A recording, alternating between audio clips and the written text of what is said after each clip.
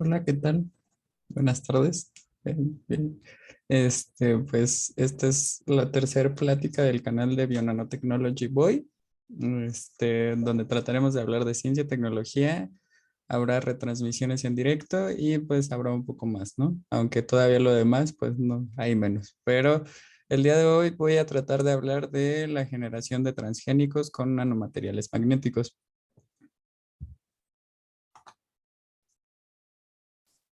Pues como todas las sesiones, bienvenidas, bienvenidos, y si tenemos comunidad no binaria, pues bienvenides, ¿no?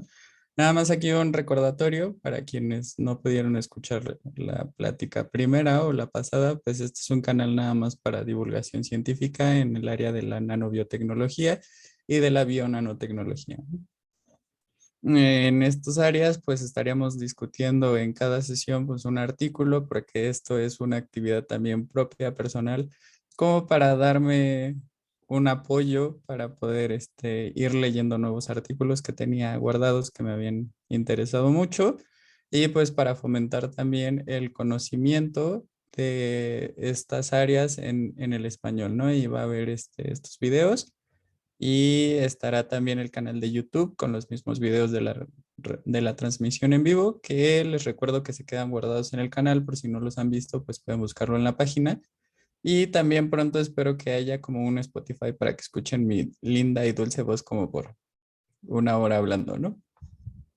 Este, aquí, bueno, les quiero comentar que pues, sí estoy partiendo un poco de que quizá conocen o saben de muchos temas o de muchas cosas, obviando algunas otras, claro que sí, que realmente espero se vayan resolviendo como que solas. Eso fue un aprendizaje que no me di cuenta de que fue así como aprendí, pero con el uso de las palabras constantes, como que yo mismo me fui generando conceptos y no fue tanto como de, es esto lo que tenemos que aprender, ¿no? O la definición es esta, sino que solo por el uso de los términos y de las características propias de la información, pues yo fui construyendo esos conceptos y la verdad es que a mí me ayudó muchísimo, ¿no? Términos, por ejemplo, como apoptosis, que seguramente muchos no saben qué es. Realmente a mí nunca me la definieron, ¿no? Nunca me dijeron, la apoptosis es el proceso en el que una célula se muere y así, ¿no? Una muerte programada. Pero realmente por el uso continuo de las clases, de las sesiones y de los talleres en los que asistía, pues realmente el concepto me quedó clarísimo y yo creo que es parte de lo que voy a estar tratando.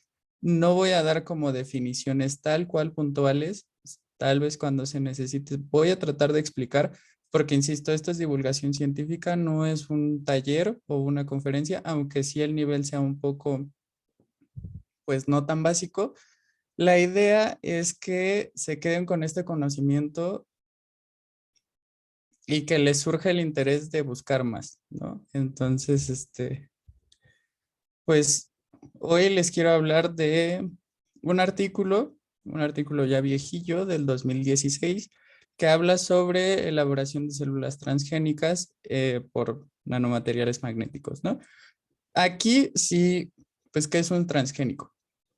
Realmente cuando escuchamos transgénicos, pues hay como toda una nube de prejuicios al respecto, pero es complicado a veces entender qué es un transgénico en sí, porque este concepto parte de la biología molecular, es decir, de las moléculas de las que estamos hechos, una de ellas de los ácidos nucleicos. Este ADN que nosotros conocemos como una estructura helicoidal o una hélice que podemos dibujar muy bonito, que tiene como dos cadenas principales. Ese material genético realmente es muy largo y esta información que está ahí es característica de cada una de las especies en sí, ¿no? La compartimos con muchos o hay similitudes, pero en teoría, por eso somos especies, ¿no? Por estas diferencias y estas características o información en el contenido del ADN que nos hace una especie u otra.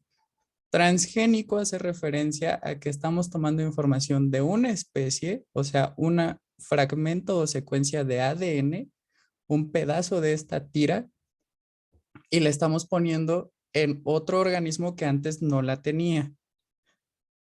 O si la tenía mal. Aquí el trans significa que estamos pasando de una especie a otra.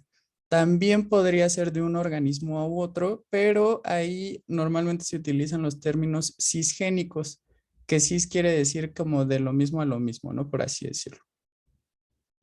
Y también, pues, esta parte del transgénico, pues sería de un organismo a otro. Estas imágenes son muy bonitas porque normalmente lo transgénico que nos enseñan o que sabemos, aquí una recomendación para ver una serie que se llama Biohackers, es muy buena y habla de transgénicos al principio. Lo que hacemos es hacer organismos que brillen. ¿Por qué? Porque algunos animales tienen una proteína que brilla con luz UV o en la oscuridad. Normalmente se conoce como luciferina o la proteína verde, se me acaba de olvidar, pero la proteína verde fluorescente. Este, entonces lo que hacemos es que organismos que no tenían esta proteína, se las pasamos, les pasamos la información y lo que hacen estos organismos después es expresarla y por tanto estos organismos brillan. Entonces esto es como una forma de asegurarnos de que sí se logró la metodología, ¿no? Por eso tenemos pues estos gusanitos que brillan, estas ratitas que brillan y demás, ¿no? Que realmente son muy vistosos, pero pues sirve únicamente como para decirnos que la técnica funciona, ¿no? No es que querramos hacer animales que brillen. Entonces aquí, insisto, estamos hablando de células, estos óvalos que siempre pintamos así medio deformes y su núcleo. La información genética está en el núcleo, estas hélices están en el núcleo y esta información es la que vamos a pedir prestada o a robarnos de ahí y ponerla en otro lado.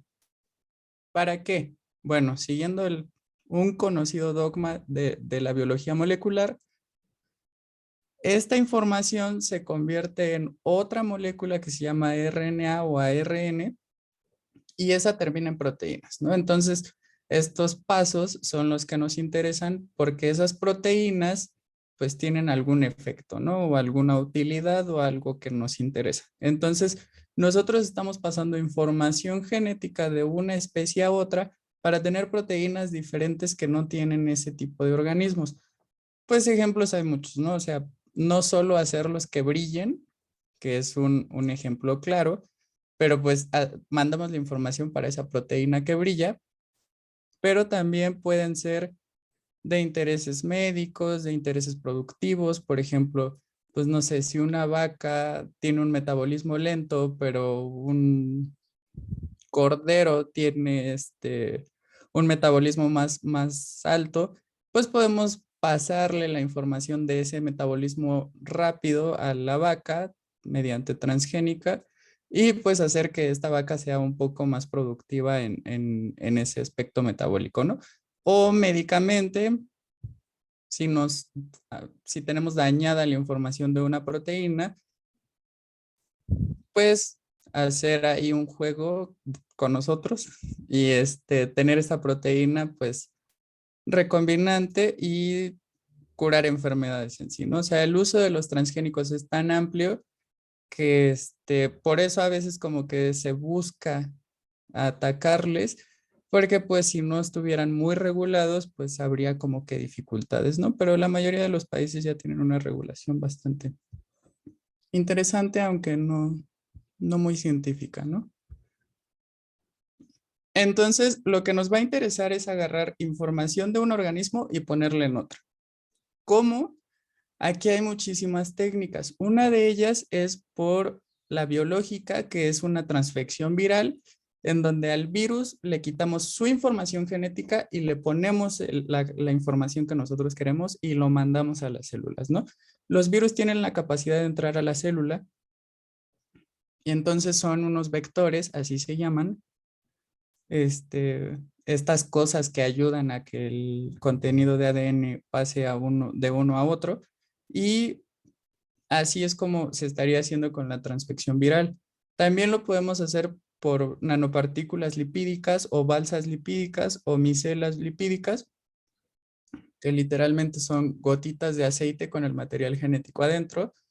Se puede hacer perforando la célula con láser o haciéndole hoyitos, como quemando la membrana de la célula. También se puede electrocutar a la célula y que los poros de la célula se abran, o se puede microinyectar directamente el núcleo. También se puede hacer por tratamiento químico. Estos tratamientos químicos normalmente son polímeros catónicos, catiónicos. Normalmente el más conocido pues es el fosfato de calcio.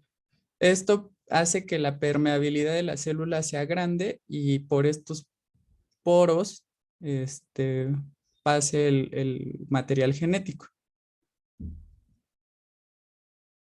El artículo que les vengo a exponer es que es una generación de unas células llamadas fibroblastos de puerco usando vectores, usando como vectores nanopartículas metálicas.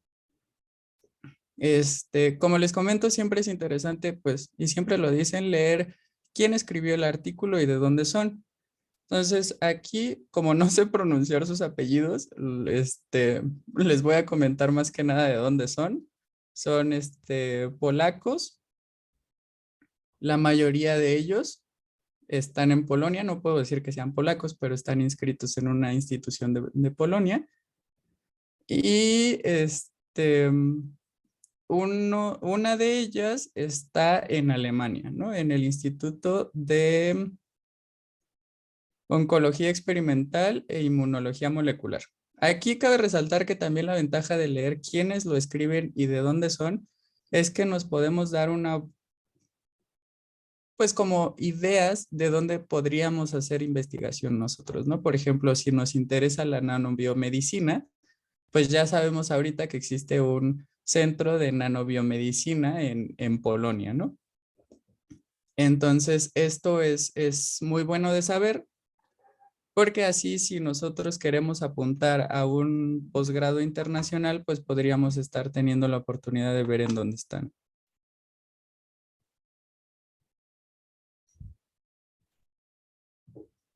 Una disculpa por la cámara.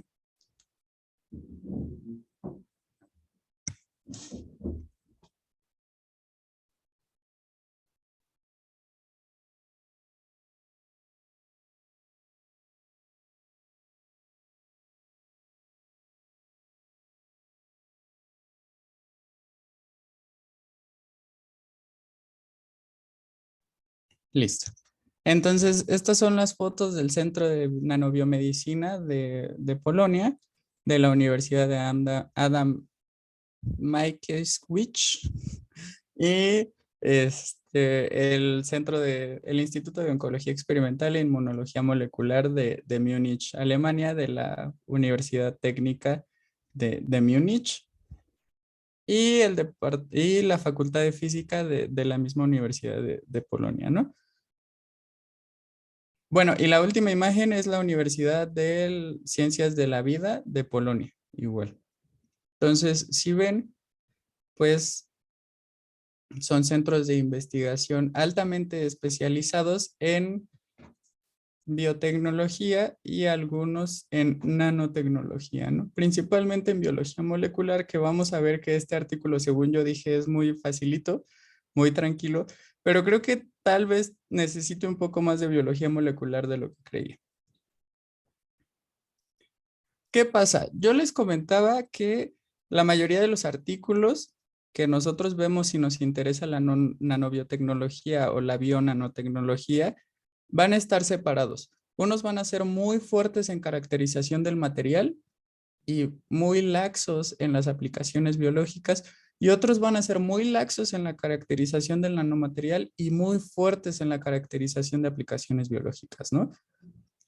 Es complicado que sea una mezcla porque los artículos serían unos monstruos, pero pues si les interesa, a mí me gustaría ver un monstruo que sea muy fuerte en caracterización del material y también muy fuerte en aplicaciones biológicas, ¿no? Este aparentemente es fuerte en la caracterización del material, pero tiene dos publicaciones previas de únicamente el material y una publicación previa de únicamente la biología molecular que se utiliza aquí, ¿no? Entonces, esto es algo que nos va a pasar también constantemente. Un artículo que sea de bionanotecnología o de nanobiotecnología, seguramente de antecedente trae 2 o 3 artículos con publicaciones previas. Y hay que tener en consideración eso.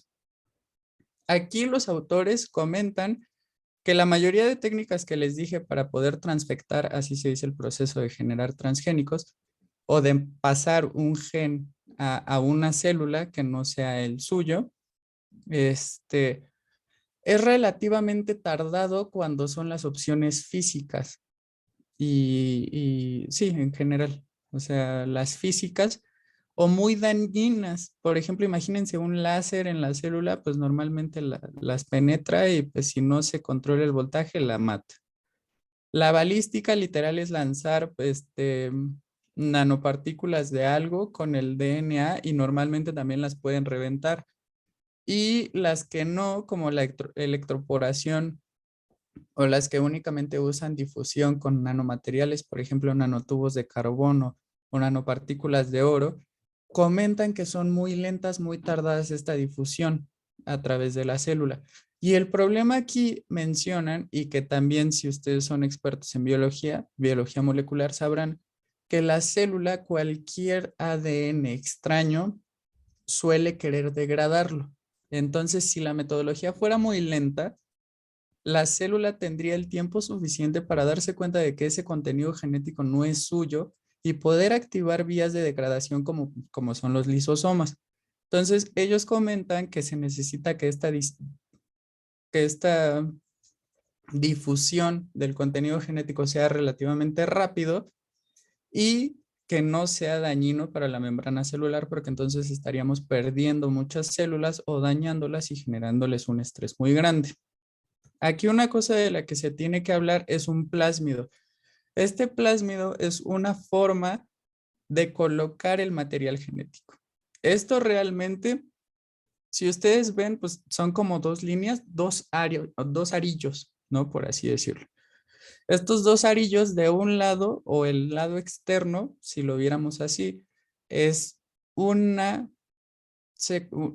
una molécula de ADN y el de adentro es otra molécula de, bueno, no, en sí es una molécula de ADN, pero son una línea es de ácidos nucleicos, una y la otra es otra, ¿no? O sea, es una de un sentido y la otra del otro sentido. Esto porque el ADN tiene 2 cadenas, entonces estos plásmidos están circulados, pero de todos modos conservan las 2 cadenas. Y realmente no se ven así circulares, ¿no? Porque si no, sabemos que el ADN trata de hacer esta forma helicoidal y entonces el plásmido pues realmente termina como en una cosa rara, pero para representarlo pues lo hacemos circular.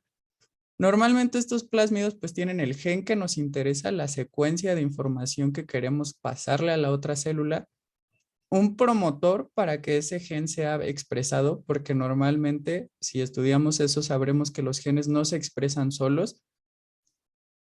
Y si el gen es de otra especie, es muy probable que no tengamos la maquinaria para que se reconozca su lectura. Y solo, si lo pasamos solo, pues quede como una secuencia que no se va a leer ni a traducir.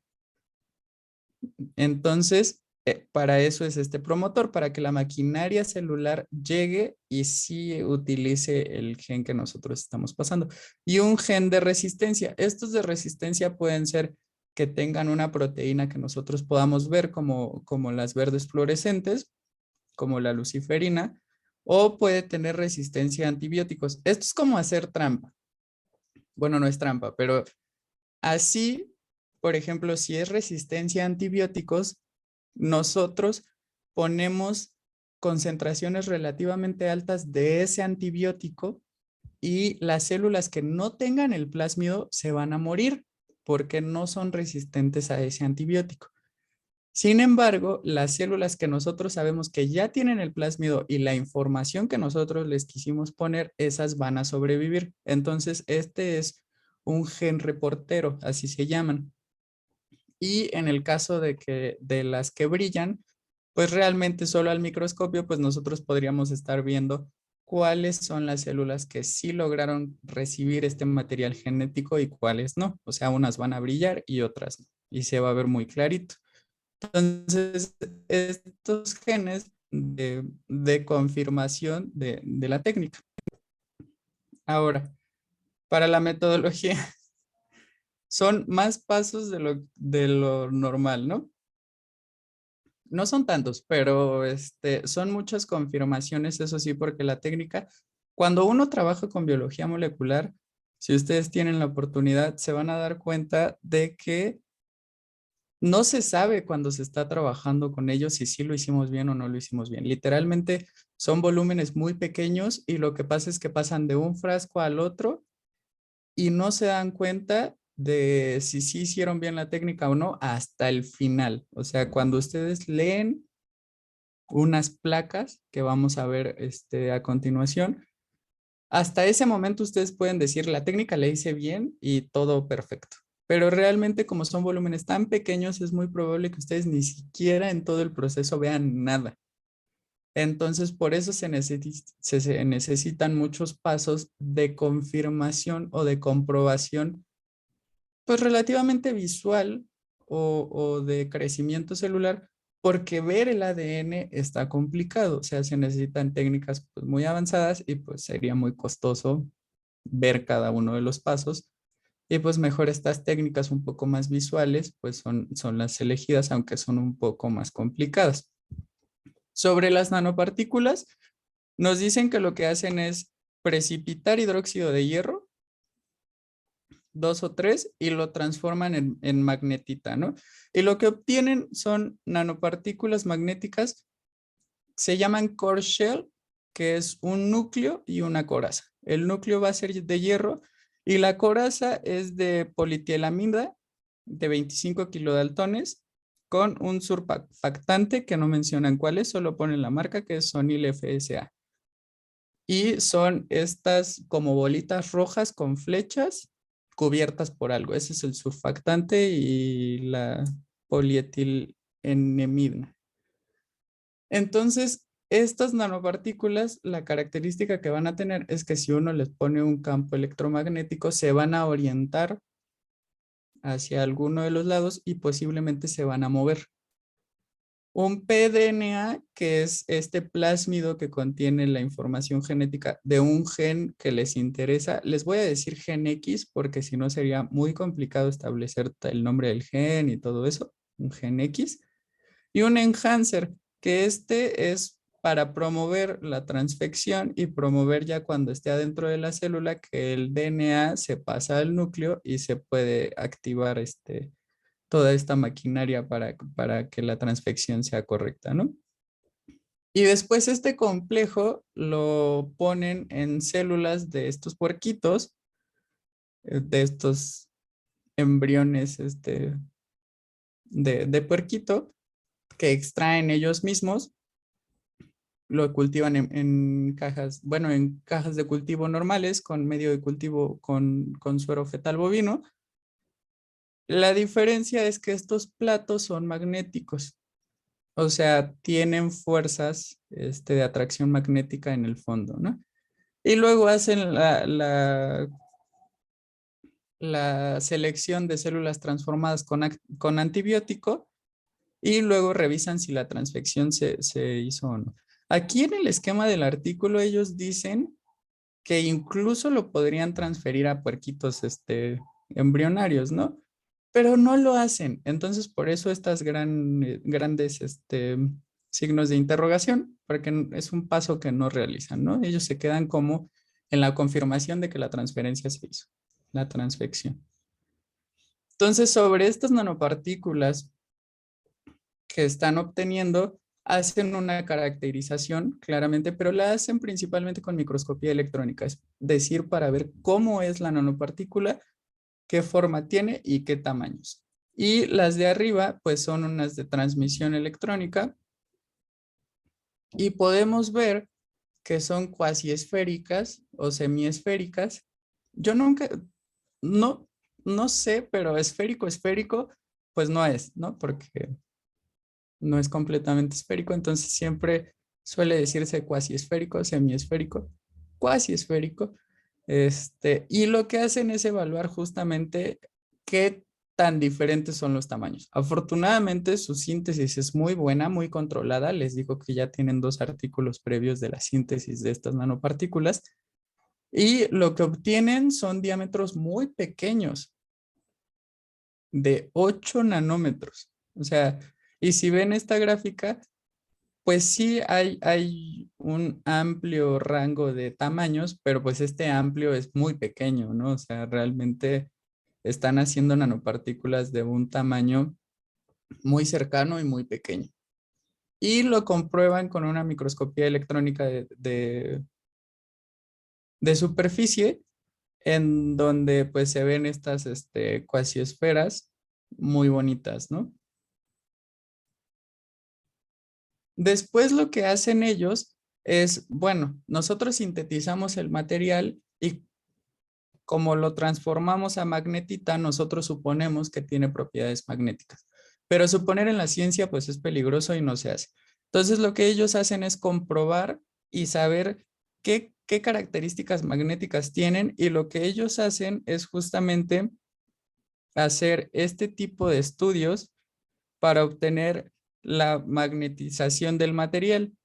Esto lo hacen con un aparato que la verdad, pues no conocía mucho, pero es de interferencia cuántica de superconductividad o de interferencia de superconductividad cuántica, no sé cuál sea la traducción correcta, pero lo que hacen es pasar diferentes voltajes a través de unos superconductores, generar un campo magnético y con unos sensores obtener esta gráfica de magnetización, y lo que obtienen ahí es pues ver el flujo magnético contra la fuerza electromotriz o los voltajes o los cambios en las propiedades magnéticas, y así determinar por porcentaje de gramos de hierro cuál es la característica del material. Y con ello esto suponen que las capacidades magnéticas del material son buenas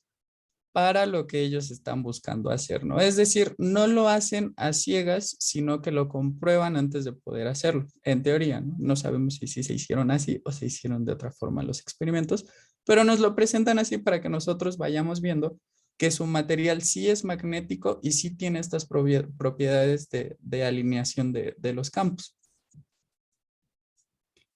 Entonces, después lo que ellos quieren ver es si este ADN que ellos quieren meterle a la célula con el enhancer, que son partículas de lipopoliaminas en una micela, se unen o no se unen a las nanopartículas metálicas.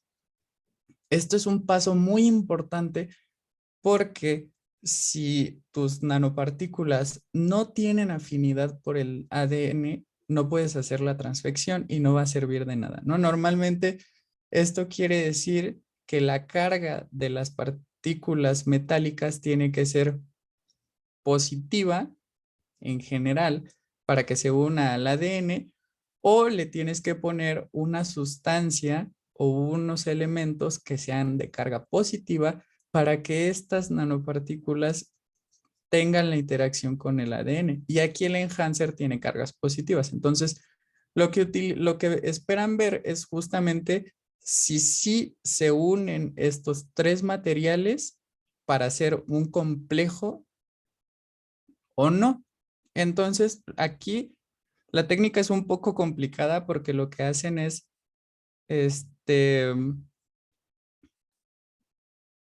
utilizar yodo 125, o sea, ADN marcado con yodo 125, es decir, una técnica radioactiva, para así ver la sedimentación de este complejo en algunas cámaras magnéticas, ¿no? Entonces, literal, lo que hacen es poner la mezcla, hacer la unión, colocarle un campo magnético, retirar el sobrenadante y luego hacer la medición a lo que se quedó ahí. Entonces, cuando le hacen la medición a lo que se quedó ahí, estaríamos viendo que realmente lo que se quedó, pues son las nanopartículas metálicas, porque ya sabemos que tienen propiedades magnéticas. Pero lo que estamos leyendo es el ADN con yodo radioactivo. Entonces, si tenemos ADN radioactivo o marcado con yodo 125, entonces eso nos estaría diciendo que no solo se quedaron las nanopartículas metálicas, sino que se quedó el ADN marcado. Y esta gráfica es lo que nos ejemplifica claramente, ¿no? Aquí, ¿por qué son tantos números, tantos puntos y tantas líneas? Es porque utilizaron varias concentraciones, ¿no? O sea, ¿qué pasa si pongo 1 de uno, 2 del otro y 4 del otro? ¿O qué pasa si utilizo 2 del primero, 3 del segundo y 1 del cuarto? Y entonces jugaron con las concentraciones, que es este ratio, que sería como, no sé la traducción, pero o sea, en peso, la comparación de un material con el otro, ¿no? O sea, ¿qué pasa si pongo 2 veces las nanopartículas metálicas que el ADN? ¿Qué pasa si pongo 2 veces el enhancer que los anteriores?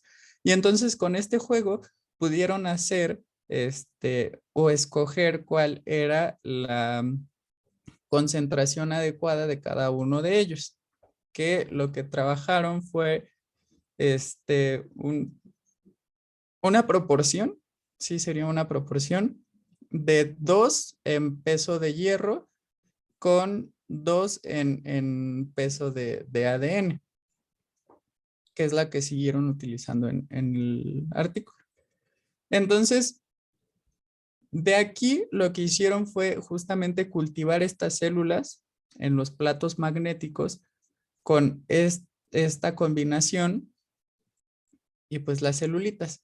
Las células las podemos marcar con DAPI, que es pues una sustancia química que penetra y que pinta, por así decirlo, el núcleo celular. Entonces, con microscopía confocal, que utiliza láseres para ver justamente la fluorescencia de estos marcadores, podemos ver el núcleo y podemos ver otras estructuras. Este confocal utiliza 2 láseres de 405 y 488 nanómetros. Entonces, lo que estamos viendo aquí en azul son los núcleos. Estos núcleos son, cada uno de los núcleos es una célula. Y lo que estaríamos viendo en verde sería este complejo del ADN con el enhancer. ¿Por qué hay A y B? Porque en A lo que utilizan son únicamente estas gotas lipídicas, por eso se llama lipofección. Y en el B estaríamos utilizando las nanopartículas metálicas, por eso es magnetofección, o sea, la transfección con algo magnético. Entonces, aquí lo interesante es ver qué tanto brilla el verde en una y qué tanto no brilla el verde en otro. Esto quiere decir que dependiendo de cómo está la muestra, el cultivar estas células en placas magnéticas acelera no solo el proceso, sino la cantidad de ADN que entra a la célula. Entonces, con esto nos comprueban con una simple foto de que su técnica es mejor comparada a que si no tuviera las nanopartículas metálicas. Y si ustedes ven en las flechitas blancas, pues lo que vemos es un núcleo rodeado completamente a las 24 horas de estas nanopartículas con ADN y con el enhancer. Esto quiere decir que muy probablemente el contenido genético que nosotros queríamos mandarle a esa célula receptora sí está siendo transfectado, pero pues no lo podemos saber. Es por eso que ellos hacen esta reconstrucción tridimensional del mismo confocal de las diferentes horas. Si ustedes ven, se acercan las nanopartículas al núcleo. ¿Por qué? Porque yo les comentaba que la célula tiene unos comportamientos vesiculares en donde normalmente muchas cosas van al núcleo y muchas cosas salen del núcleo.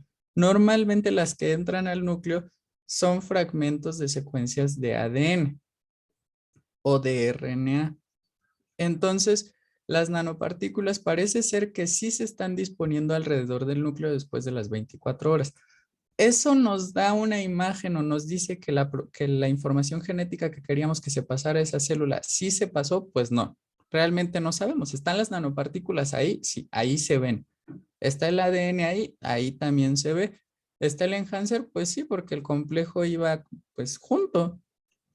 ¿Eso quiere decir que el contenido se pasó a la célula? No realmente, no al núcleo. Para eso lo que ellos utilizan es un PCR, una PCR, para ver justamente si el contenido genético se pasó a las células. Entonces, estos de aquí, las secuencias de abajo únicamente son los primers, los necesarios para la técnica del PCR, que recordemos, o sea, es ADN y son secuencias. Entonces, estas secuencias las necesitamos encontrar con otras moléculas y esta técnica lo que nos permite es enfocarnos en unas estructuras específicas o secuencias específicas del ADN para copiarlo. ¿Para qué lo copiamos? Para tener mucho de él. ¿Para qué tenemos mucho de él? Para saber que está ahí. Porque la información genética, pues imagínense un gen entre todo el contenido de ADN, pues no es mucho. Pero esta reacción en cadena de la polimerasa, que es la PCR, lo que hace es hacernos muchas copias y asegurarnos que esas copias son de los genes o de la secuencia que nosotros estamos buscando. Y aquí lo que utilizan son dos secuencias, una para la proteína que les digo que es el gen X que le metieron y otra para la proteína reportera, nada más. Y tenemos varias bandas, ¿no? Hagan de cuenta que es como una gelatina a la que le hacen hoyitos y en cada hoyito ponen una muestra diferente. Entonces ustedes no pueden ver absolutamente nada hasta que revelan la placa y lo que ven es esto. En el número 6 tenemos un marcador de peso molecular, es decir, tiene una mezcla completa de varias moléculas de varios tamaños. Entonces ahí podemos identificar qué tan grandes son las secuencias de ADN, porque estos son cachos de ADN. Cachos de ADN, de diferente peso y de diferente tamaño.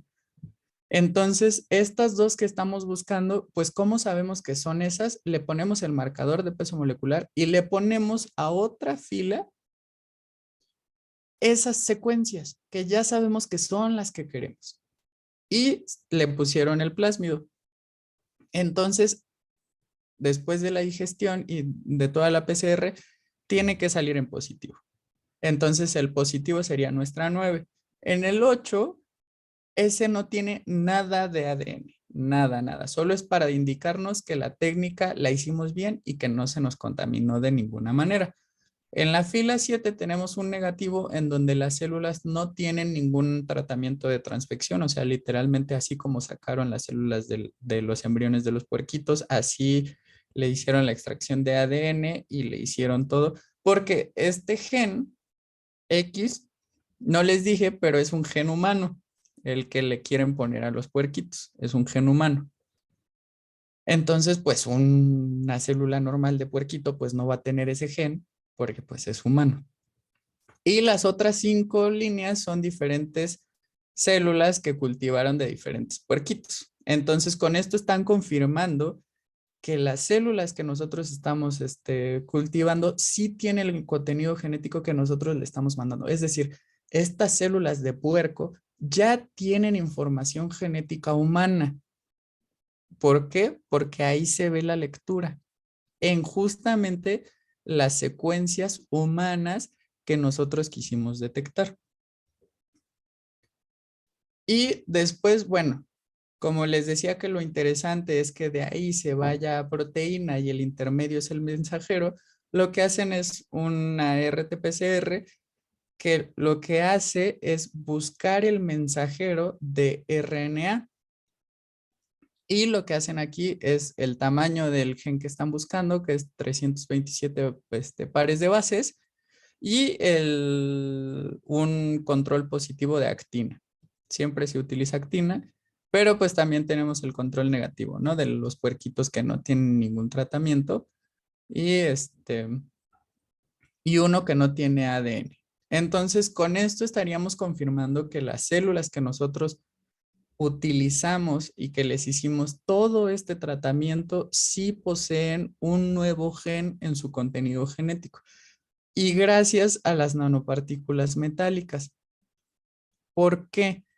Porque estas nanopartículas metálicas se ponen sobre las células y como abajo tienen el campo magnético, lo que hacen es que estas nanopartículas con el contenido de ADN tratan de bajar.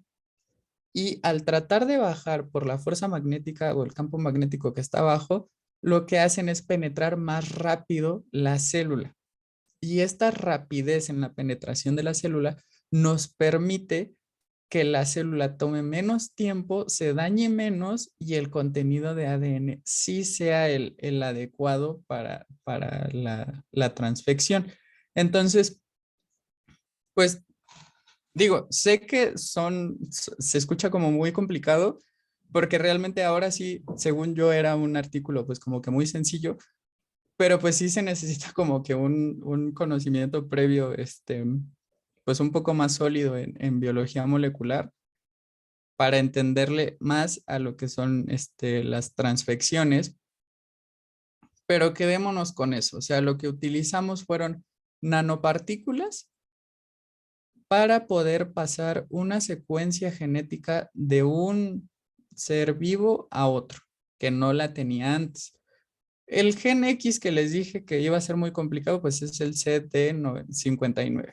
Este gen lo que hace es activar el sistema inmune en la mayoría de los casos y lo que hacen es disparar una respuesta a los trasplantes que tenemos de un organismo a otro. Entonces, por eso lo que quieren hacer es expresarlo para que no se tenga esta respuesta inmune y los genotransplantes sean pues una cosa buena, ¿no? Pero es un artículo del 2016 y los genotransplantes están quedando como que un poquito lejos, pero lo que sí es que la técnica, o sea, son nanopartículas metálicas que se mueven con campos, magnéticos, que se mueven con campos magnéticos. Entonces, las posibilidades son realmente amplias. Imagínense que ustedes al hacer un cultivo pongan una placa magnética de un lado. Entonces, este cultivo en tercera dimensión lo que tendría de un lado son nanopartículas con cierto tipo de ADN o con cierto tipo de características y en el otro no. Entonces, con eso poder ir haciendo estos diferenciales pues sí, en el cultivo celular y eso incluso poder llegar a diferenciar a la célula, ¿no? O poder potenciar algún tipo de respuesta metabólica que estemos buscando o transfectar genes. O sea, los usos de las nanopartículas magnéticas son muy amplios y su utilidad en ciencias biológicas es muy alta, ¿no? Y los transgénicos, pues yo creo que es como utilizaron este modelo de transfección, pues porque era lo que estaba de moda y porque pues yo creo que también a todo mundo es como de transgénicos y todo quiere utilizar transgénicos, ¿no? Son una tecnología muy buena que utilizamos todo el tiempo, ahorita inclusive, ¿no? O sea, estamos transfectando secuencias de RNA mensajero de, con contenido de un virus soportado en un vector viral a humanos y con eso nos estamos vacunando, ¿no? La mayoría de personas. Entonces, pues esto es muy interesante a consideración de muchas personas, puede serlo no tanto para otras, pero pues hasta aquí quedaría esta parte de esta plática. Si tienen algún comentario, alguna duda o algo parecido, pues ya saben que pueden dejarlo en los comentarios. Recuerden que el en vivo se queda en la página por si no lo pudieron ver las pasadas o esta o las que vienen. Se quedan guardados, entonces los pueden ver y de todos modos voy a estar subiéndolo a YouTube y próximamente espero poderlo compartir en Spotify.